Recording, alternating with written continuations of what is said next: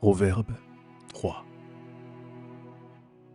Mon fils, n'oublie pas mes enseignements, et que ton cœur garde mes préceptes, car ils protégeront les jours et les années de ta vie, et ils augmenteront ta paix. Que la bonté et la fidélité ne t'abandonnent pas. Lis-les à ton cou, écris-les sur la table de ton cœur.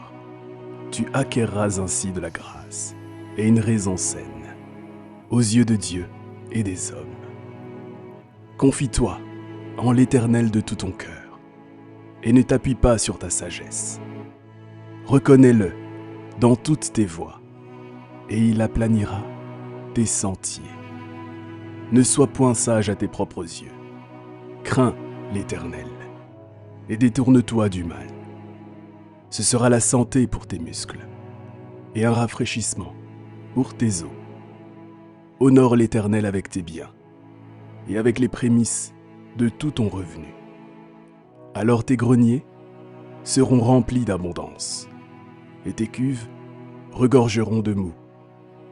Mon fils, ne méprise pas la correction de l'Éternel et ne t'effraie point de ses châtiments. Car l'Éternel châtie celui qu'il aime, comme un père l'enfant qu'il chérit.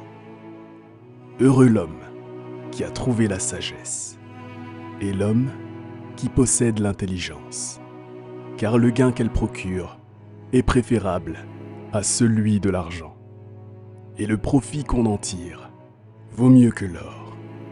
Elle est plus précieuse que les perles, elle a plus de valeur que tous les objets de prix. Dans sa droite est une longue vie. Dans sa gauche, la richesse et la gloire. Ses voies sont des voies agréables, et tous ses sentiers sont paisibles. Elle est un arbre de vie pour ceux qui la saisissent, et ceux qui la possèdent sont heureux. C'est par la sagesse que l'Éternel a fondé la terre. C'est par l'intelligence qu'il a affermi les cieux. C'est par sa science que les abîmes se sont ouverts et que les nuages distillent la rosée.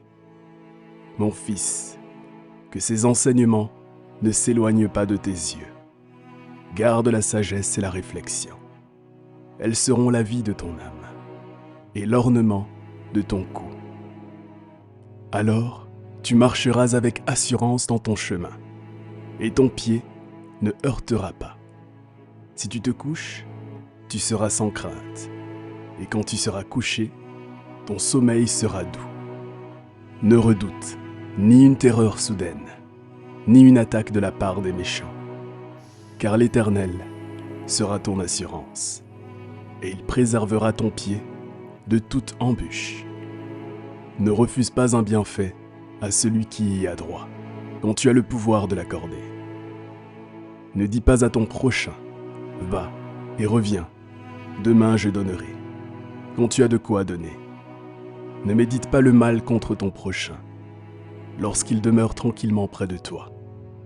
Ne conteste pas sans motif avec quelqu'un, lorsqu'il ne t'a point fait de mal. Ne porte pas envie à l'homme violent, et ne choisis aucune de ses voies, car l'Éternel a en horreur les hommes pervers, mais il est un ami pour les hommes droits.